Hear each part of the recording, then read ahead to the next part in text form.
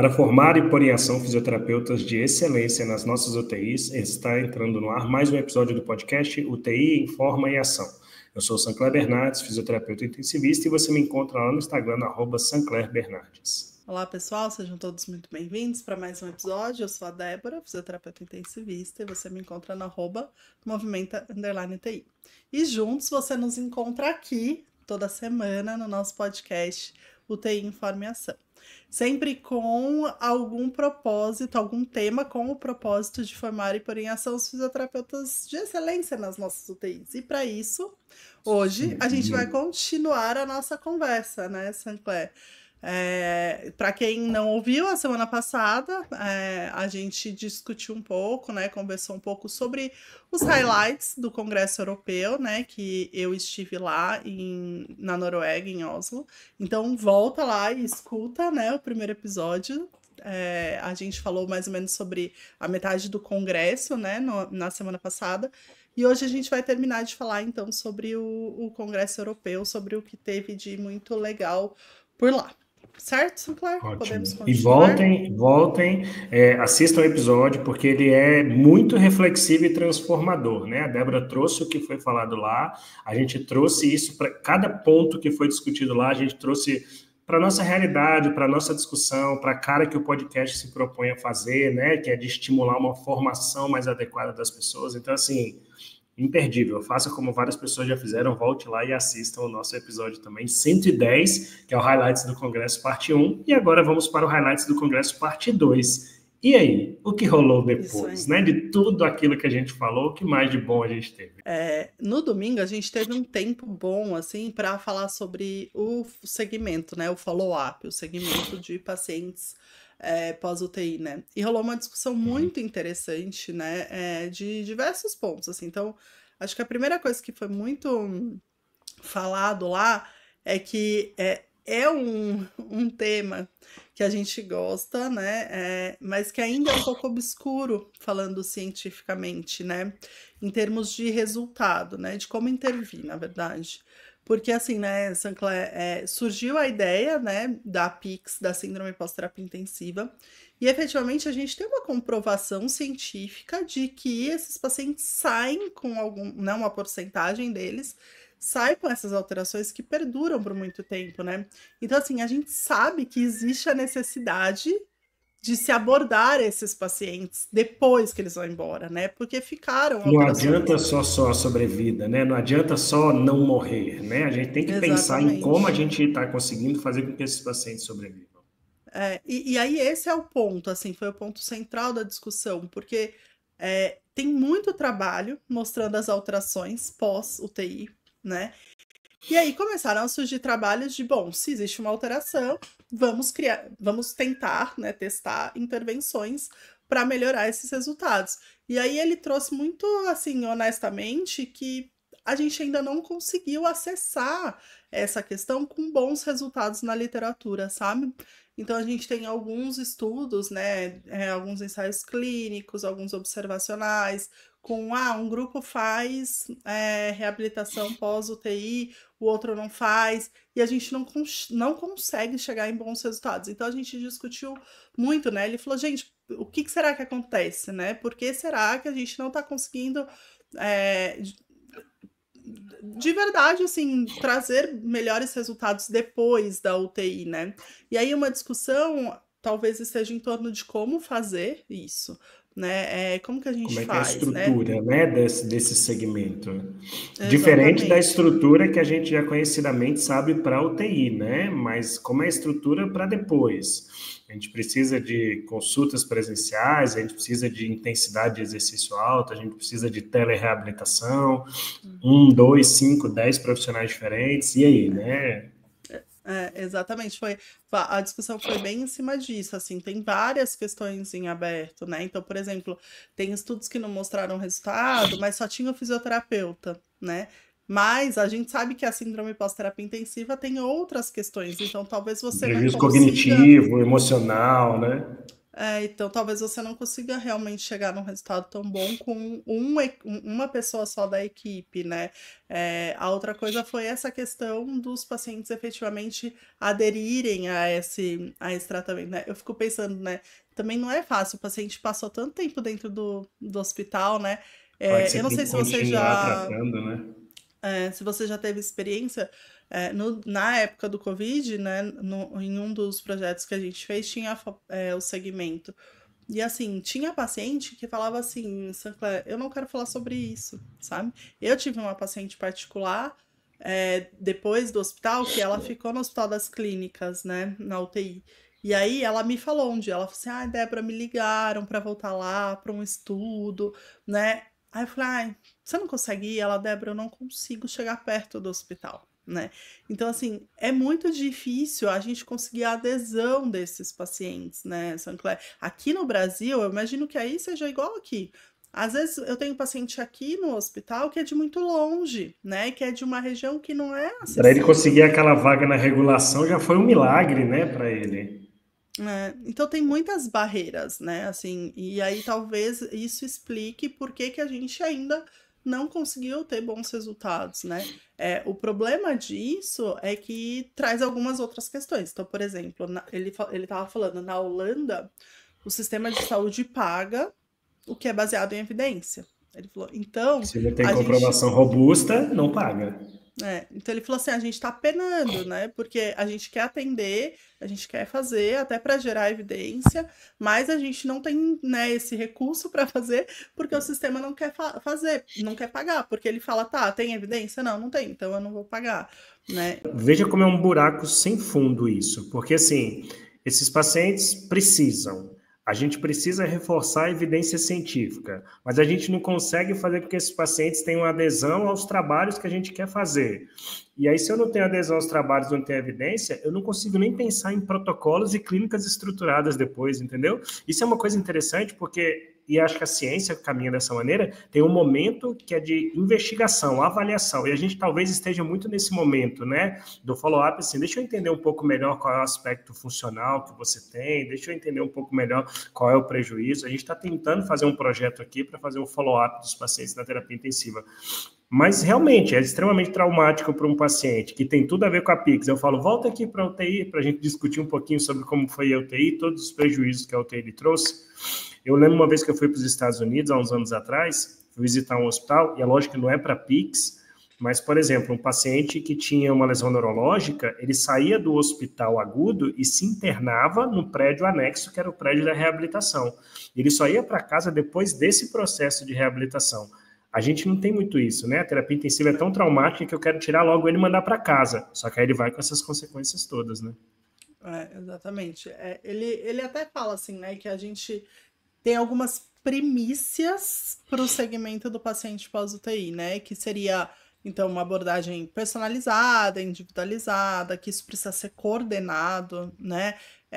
Que a gente precisa ter objetivos que são alcançáveis, reavaliar, né? Mas ele fala, por exemplo, né, em termos de pesquisa, que a gente precisa fazer um esforço também de usar instrumentos que são validados, porque senão cada um mede uma coisa com instrumentos Vira uma diferentes, a bagunça, né? gente, a gente não consegue criar um peso na evidência, né?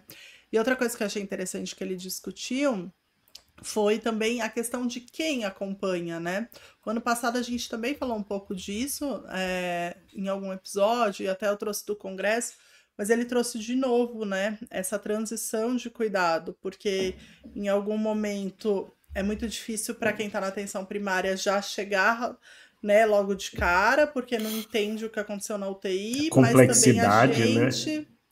gente é muito, né, teria um nível de especialidade ali que também não é compatível com acompanhar até o fim, né, esse paciente.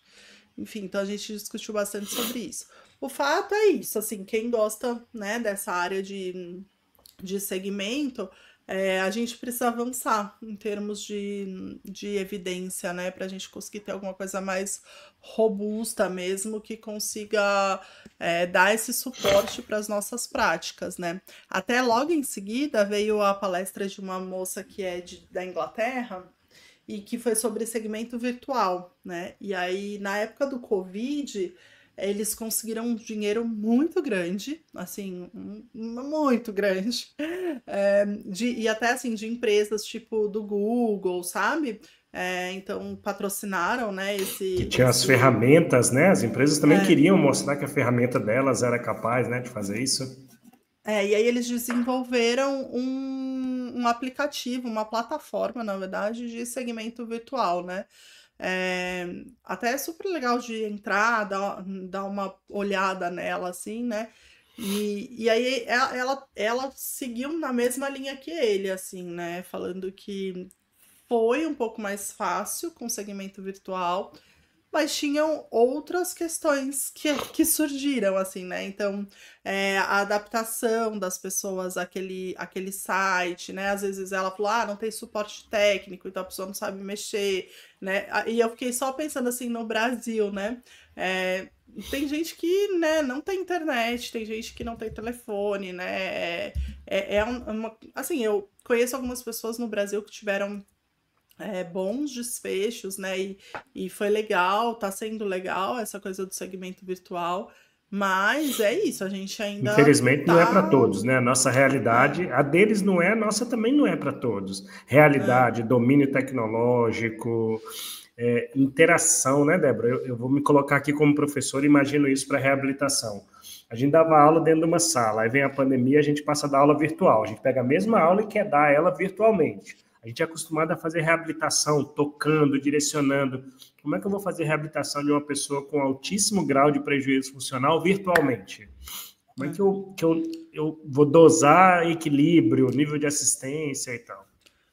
Uma coisa que ela falou que eu achei interessante é do segmento virtual como uma transição de cuidado, sabe? Para não perder o paciente, né? Então, por Sim. exemplo, né? Seria assim, ele foi de alta da UTI, aí com essa dificuldade da gente trazer de volta para o ambulatório, nesse período mais logo em seguida, a gente poderia fazer esse acompanhamento de forma virtual. Então, assim, eu poderia ligar na semana seguinte, como é que o senhor tá? O que o senhor tem, né? Esses sintomas. Eles também, né, depois quem quiser entrar no site para ver, eles mandam, né, de sei lá quantos em quantos dias, não lembro, mas meio que pelo WhatsApp do paciente um pop-up assim, você fez seu exercício hoje? Então, ela falou bastante assim sobre talvez uma ponte, sabe? E aí, por exemplo, sei lá, você seguiu ele virtualmente, acompanhou nesse primeiro mês pós-UTI, e aí efetivamente manteve essa necessidade de um cuidado, né, mais estruturada, talvez aí venha para o presencial, por exemplo, né? Mas você não perdeu o vínculo com o paciente, porque tem isso também, né, Sancler? A gente tem essa questão de, a gente quer seguir, mas a gente dá alta do hospital, aí a gente liga daqui um mês. Né? Daqui um mês, às vezes quebrou o Você não sabe vínculo nem e o quem é mais paciente. você, o que é UTI, né? Já se desconectou completamente.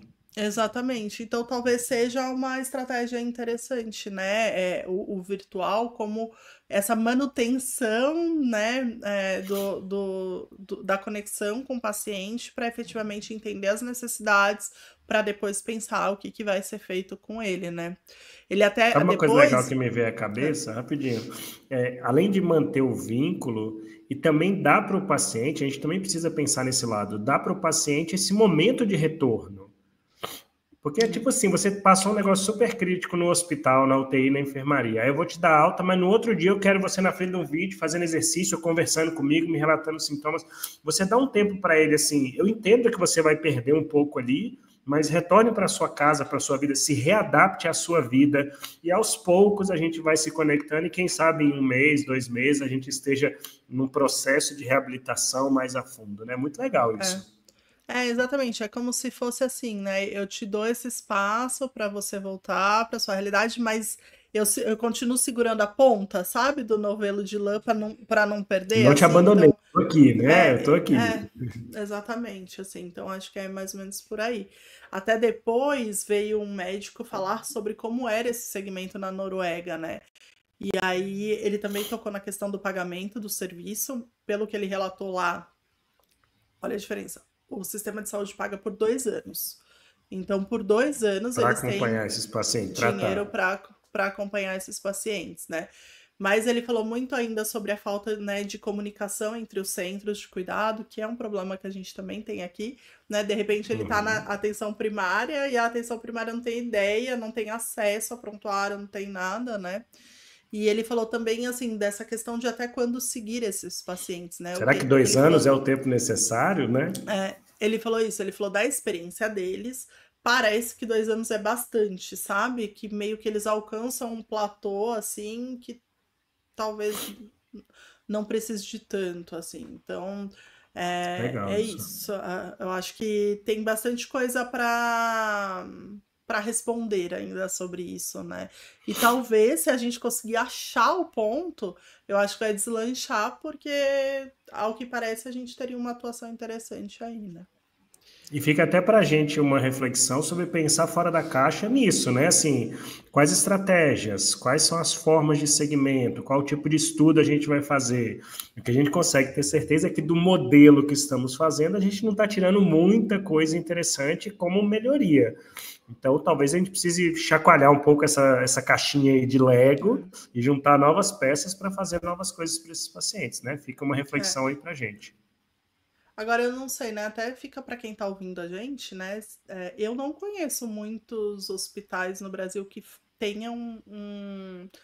Eu não tô falando de pesquisa, tá? Tô falando de um serviço estruturado Serviço, que faça, assistência, né? que faça esse segmento, né? Então, se alguém aqui tá escutando e tiver experiência, enfim, vem dividir com a gente, que acho que vai ser legal também, né? Muito bom. É, Aí depois teve uma palestra que eu achei muito legal, que foi da Kate, que é a mesma que falou do ar fresco, né, no final de vida. E aí não tem muita técnica e teoria aqui envolvida, mas eu só queria contar que ela falou sobre o poder de dividir histórias, né? E aí ela é uma pessoa muito ativa, ela é enfermeira, e muito engajada no processo de reabilitação.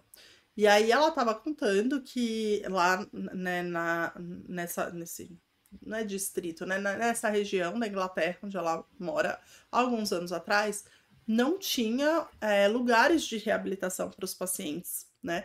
E não só paciente pós-crítico propriamente dito, mas, por exemplo, um paciente com AVC, né, um paciente lesado medular, eles saíam do hospital e não existia um serviço do próprio governo para pegar esses pacientes. Existia, assim, uma Muito faculdade, semelhante à né? nossa realidade, né? Muito semelhante à É, nossa realidade exatamente, em vários pública. lugares, né?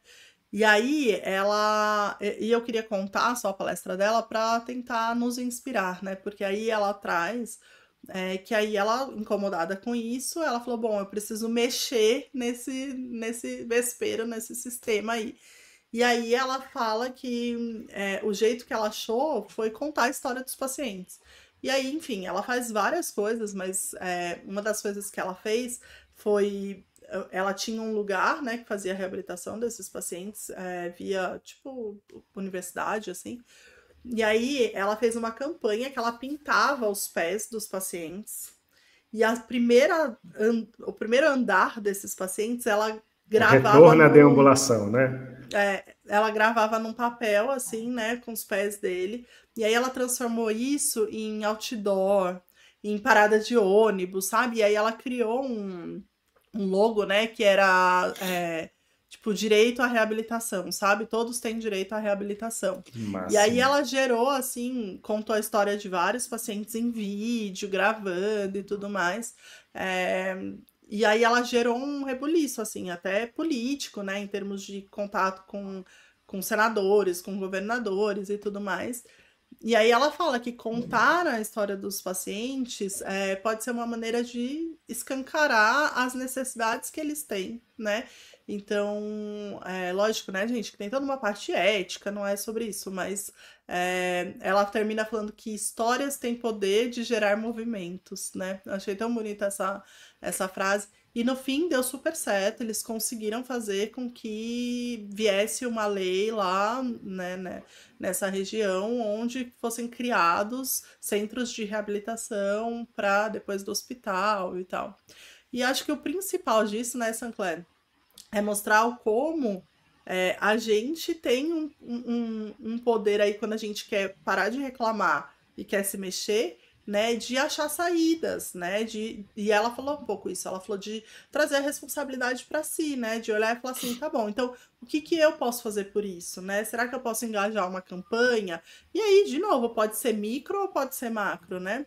Mas o que está acontecendo que não está legal? Será que eu consigo, né, fazer as pessoas se mobilizarem por aquilo? Como eu consigo, né? Então, acho que a ideia dessa palestra foi nesse sentido, assim, sabe? De trazer as pessoas para esse lugar de engajamento por melhorias e tudo mais. Muito bom. E eu vou até discordar quando você começou a contar dessa palestra. Você falou, ela não é muito técnica assim. Eu adoro um trabalho que tem, que é Quality Improvement, né, melhoria da qualidade, que conta a história de como o Wake Forest, lá aquele protocolo do Morris de 2008, Johns Hopkins e o Hospital da Califórnia, implementaram os seus programas de reabilitação.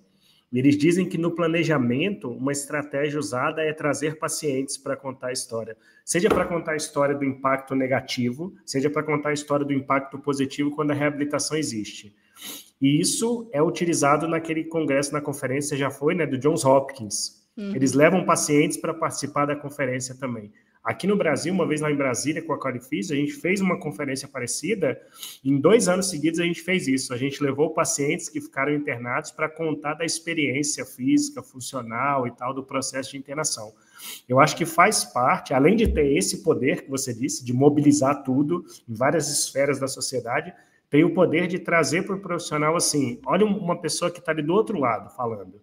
Não é mais um número, não é mais um artigo científico, é um ser humano que você trata contando para você as experiências. Eu acho que esse é um dos grandes caminhos para a gente melhorar a cultura de mobilidade dentro dos hospitais, sabe, Débora? Fantástico. Eu acho que a gente tinha que fazer isso mais, sabe? A gente faz aqui no podcast, né? Para quem já ouviu, a gente já recebeu a Amanda, a gente já recebeu o Guilherme, a gente já recebeu a mãe da Tereza, né? Então, assim, a Daniele, a gente tenta trazer isso e vamos tentar fazer mais e mais, porque é importante que a gente possa compartilhar isso com as pessoas. Exatamente. Então, eu achei muito legal, assim, né? Eu até tenho uma amiga que, em um estado, que eu não vou tocar o nome, mas que ela tá engajada aí num movimento de conseguir abrir centros de reabilitação dentro do SUS. E aí eu mandei pra ela, eu falei, olha que interessante a história dela e tal. Bem legal, né? Muito bom. Aí depois veio uma parte de Que reabilitação no mais? Que mais, trauma. meu? É muita coisa, é muito legal, viu? Pô, Não, E teve quem está nos ouvindo, vários. entenda, estamos vivendo o congresso aqui dentro do podcast. Isso é que o podcast oportuniza para os seus ouvintes. Teve algumas que eu não consegui participar, porque eram ao mesmo tempo, né? Então eu fui escolhendo. Aí uma das que eu escolhi foi ir para a parte de trauma, que eu acho que é uma coisa bem legal, né? E que eu vejo algumas dificuldades no meu dia a dia, então eu fui para lá para tentar entender se eles também vivem, como eles fazem, né? E aí eles falaram algumas coisas que eu achei muito interessante. Uma foi sobre a questão da dor, né? E aí ela trouxe essa questão da dor como uma questão muito importante, tanto durante a internação quanto depois, né? E aí uma das coisas que ela frisou muito é a dependência a opioides que esses pacientes acabam gerando depois. Então ela falou, é muito problemático porque eles estão internados, a gente não quer que sinta dor, a gente, né, dá muito opioide, aí eles vão embora. A gente se preocupa ao extremo, né? A gente fica, tem que tirar dor, tem que tirar dor, tem que tirar dor, e aí gera esse problema posterior. Exatamente. Aí ela falou, e aí eles vão embora com o opioide, não existe um plano, né, de desmamar isso, né, de diminuir esse uso. E aí ela até trouxe umas falas de alguns pacientes, assim, eu achei até pesado, assim, falando sobre a dependência que eles criaram de opioides depois da internação, né? Então ela trouxe essa questão do uso de opioide, né?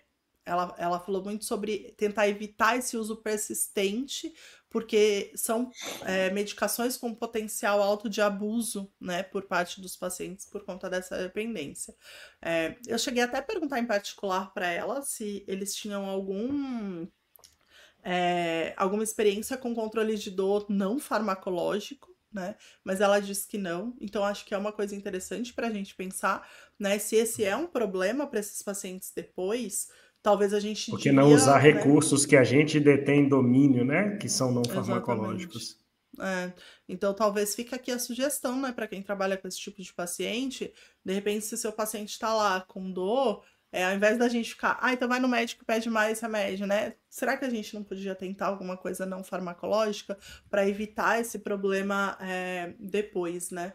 E aí ela também fala que a dor, ela, o que eles chamam de dor sustentada, né? Vai ter grande impacto também no caminho da reabilitação desses pacientes, né? Então, O tanto que no limita, né, agudo, no pra gente. crônico. Exatamente. Então, ela falou bastante sobre essa questão da dor. É, então, ela falou sobre ter, né, um controle de dor e plano de redução de opioides, né? Outra coisa que ela falou bastante foi o quanto eles não têm informação, sabe? Porque normalmente um paciente de trauma pode acontecer dele prolongar essa jornada, né? Então, assim, sei lá, por exemplo, um paciente com fixador externo, às vezes não vai conseguir, não tem o tempo ainda para fazer a cirurgia dentro do hospital, ele vai receber alta, né? E vai para casa para depois voltar, ou sei lá, uma fratura X, que já não precisa mais ficar no hospital, vai para casa.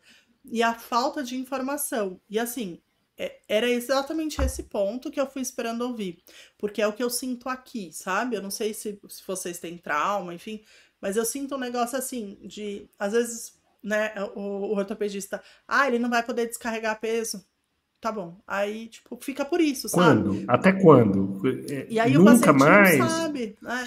E às vezes o paciente vai de alta sem essa previsão de, olha, provavelmente 5 semanas, não sei o quê, né? Talvez, né, gente, talvez em centros específicos ortopédicos isso não aconteça, né? Eu tô falando de um olhar da minha UTI, por exemplo, que é uma UTI geral e que cai paciente Que ortopédico recebe lá, trauma, né? né, que recebe trauma, e aí o ortopedista passa, enfim. Mas nesse sentido, sabe, Sancler, uma falta de informação de qual vai ser esse caminho, sabe? De quando vai poder descarregar o peso, de quando vai poder fazer isso. E aí ela fala que eles ficam meio, quando eles recebem alta do hospital, eles correm o risco de ficar solto, assim, sabe? E essa E falta de de fazer, às informação é vezes, muito coisas ruim, né? indevidas, né? Ou de até de perder ainda mais esse estímulo para a reabilitação, né? Se eu não sei, É. às vezes eu acho que isso nunca mais vai poder e eu fico por aqui mesmo. Exatamente. E aí a outra coisa que ela traz também é que por muitas vezes são pacientes negligenciados em termos dos cuidados biopsicossociais, né? E assim, cá entre nós, todo mundo já teve uma experiência, né? De assim, é um joelho, é um ombro, né? Um É ombro um trauma de. fraturado e aquele que são dois fêmurs fraturados. Né? Então, essa visão é muito ruim, né? De assim, é uma fratura X. Não, é uma pessoa que teve uma fratura. Por exemplo, agora a gente está com um paciente vítima de trauma lá na UTI, né? E até a gente discutiu isso hoje, de chamar a psicóloga, porque ele tá com puta estresse pós-traumático, né? Então, veja, toda essa parte biopsicossocial ela também é gritante no paciente ortopédico. E eu acho, eles falaram lá, e eu concordo muito, que é muito negligenciado porque a gente acaba olhando só a fratura, o osso, sabe? Assim, a consolidação. E não para olhar o medo que o paciente tá, a dor que ele tem, né? O É, retorno ao trabalho, essas coisas, né? eu acho que é assim, igual a gente já viveu isso dentro da terapia intensiva, que era o leito 7, que era a pneumonia, e hoje a gente tem um olhar mais humanizado. Dentro da área do trauma, talvez isso ainda precise passar por esse processo de transformação de cultura, né? De olhar para esse paciente com esses outros aspectos. E talvez para a questão fisiopatológica, ainda se olha muito, são múltiplas fraturas, é um abdômen que está aberto, que tem uma tela, não sei o que e tal, e a gente esquece disso, que são pacientes de recuperação extremamente prolongada, de incertezas, de déficit funcional, de dificuldade de reinserção na sociedade e de um trauma gigantesco, não só o trauma físico, né? De um trauma disso tudo. Eu acho que a gente ainda vai precisar passar por esse processo de transformação aí de todas as áreas, não é da fisioterapia, não, de todo mundo. Na medicina, o pessoal da ortopedia também tem que pensar sobre isso, né? Como a gente precisou pensar na terapia intensiva, eles também precisam pensar, da cirurgia geral também precisa pensar. É um processo que eu acho que ainda vai um bom caminho aí pra gente. Eu sempre fico pensando assim, sabe, nos pacientes lá na UTI, às vezes que, por exemplo, o médico caneta, né? Não descarregar peso no membro X, né? Aí esse paciente vai de alta, mas ele teve um TCE também, então ele não tem cognitivo, sabe? Assim, então, aí eu só olho e falo, gente, não tem como, ele vai pôr esse pé, entendeu? Então, às vezes, não é Vai. melhor você rever isso, né? A E família não vai olha, conseguir e é dar uma muito escada. difícil. E, Débora, eu passei, o ano passado minha mãe caiu e teve uma fratura de fêmur. Aí fala assim, você não pode descarregar o peso. Certo. E como é que toma banho? Eu vou no banheiro ou não vou no banheiro? E no dia que minha família vier, eu posso sentar na poltrona ou não posso sentar na poltrona? Eu não descarrego, mas eu posso usar o contralateral e usar uma bengala, eu uso uma muleta. Então, assim, e aí, eu, pela minha experiência, eu não tenho a experiência de atender esse tipo de paciente em reabilitação, mas eu trouxe um profissional que tinha, um grande profissional que tinha, e ele foi da fisioterapia, foi responsável por fazer esse tipo de orientação. Então, a gente precisa otimizar quanto equipe isso dentro da UTI para os pacientes de trauma. Fica uma incerteza muito grande. É isso, é evitar essas incertezas, né? Porque isso é muito ruim para o trajeto de reabilitação do paciente. Muito bem, por fim, chegamos à palestra que eu diria assim, ó, Cereja do sorte, bolo. sorte de quem fez a nossa capacitação em prescrição de exercício na UTI, porque eu olhei a Não, palestra calma, não é dela e sorte de falei, quem fez, não é sorte de quem fez. É sorte para quem quiser fazer, é só clicar é nos nossos verdade. links que você vai ser direcionado para a plataforma da Eduz, que nosso curso de prescrição de reabilitação na UTI está disponível para ser adquirido online, as aulas gravadas, material de apoio, estamos disponíveis para tirar dúvida. Então, assim, sorte de quem já fez e de quem vai fazer, azar de quem não quer fazer. Exatamente. Assim, o que que ela trouxe, né? Primeiro ela trouxe, assim, um panorama geral, se a gente estava seguindo, né, o FIT. Uhum. Ela nem coloca como FIT VP, ela coloca como FIT. Fiz. E aí, obviamente, né, o que a gente já esperava, quando você olha para trás, nos artigos, não tem essas descrições, né? Mas acho que faz parte, eu já falei aqui várias vezes, para mim faz parte do desenvolvimento científico que a gente teve, né? E aí, quando você traz para artigos mais novos, aí você começa a ter a descrição de alguma coisa. Nem sempre tem o FIT inteiro, enfim, mas é um pouco melhor, né? E não é que é um fit que não exista. Ele não é que não existe um fit para a UTI. É que a gente tem que pensar num fit adaptado para a realidade da UTI. Tem frequência, tem intensidade, tem tipo de exercício e tem tempo, mas não da forma que a gente faz dentro de um consultório, de um ambulatório, quatro paredes fechado, que é outra realidade, né? Exatamente. Que é por isso que eu falei do nosso curso, né? Porque é uma das coisas que a gente mais traz dentro do curso, né? É o que de fit lá fora funciona aqui, o que não E o funciona, o que que eu a tenho que gente tem de adequar? evidência, o que eu tenho que adequar, né? E aí ela trouxe muito isso. Ela até fala, né? Ah, talvez a gente precise de um fit para UTI, né? Né? Direcionado para UTI, né? Então, ela fala, a gente precisa de informações compatíveis com a nossa realidade da UTI. Então, assim, gente, em nenhum momento ela trouxe, por exemplo, eu já falei isso aqui outras vezes, vou falar de novo. Ela trouxe uma receita de bolo falando, olha, Quantas repetições, quantos por cento da carga e intensidade, etc. isso, intensidade, 20 frequência cardíaca acima. Isso não foi falado, né? Porque não tem, né? Não tem isso dentro da nossa realidade ainda, em termos de evidência científica. E até, eu vou chegar lá, foi a discussão com a plateia. O que ela trouxe foi, olha, a gente precisa se importar sim em ter uma frequência, em ter uma intensidade, né? No tipo de exercício que a gente vai trazer, mas a gente está começando a criar isso dentro da unidade de terapia intensiva para os nossos pacientes. Não dá para transpor, que é o que a gente fala lá na nossa capacitação, né, Sancler? Então ela fala, né? A gente tem maneiras de pensar no fit, mas a gente precisa trazer isso para dentro da UTI, dentro do contexto de UTI, né? Ela fala, a gente tem algumas informações que são até incompletas, sabe? Você tem alguma coisa de intensidade em um, você tem alguma coisa de tipo de exercício no outro, né? Em uma população, que é bem a cara da nossa capacitação, de como ela é dividida, né? Mas é isso, né? A gente tá juntando essas peças ainda. E aí, teve uma pessoa que na plateia levantou a mão e meio que falou, então, e aí, o que a gente faz, né? Como é que a Tá, gente me faz? diga, aí sai de toda a reflexão e diga o que eu faço. E eu achei interessante porque foi efetivamente, assim, a primeira vez que alguém meio que quis uma receita de bolo ali, sabe? E aí ela falou, olha, eu não tenho o que te falar, né? Eu não tenho como te falar Eu estou como lhe você vai dizendo que é fazer, assim, né? Que né? é amplo, É, que é subjetivo e eu que tô, estamos que é um, caminhando para essa construção. que existe um raciocínio clínico, né? Então ela falou, olha, eu trouxe o raciocínio clínico. Intensidade, a gente fala em beira-leito, a gente fala, né, o tipo de exercício, tem alguma coisa de resistido, tem...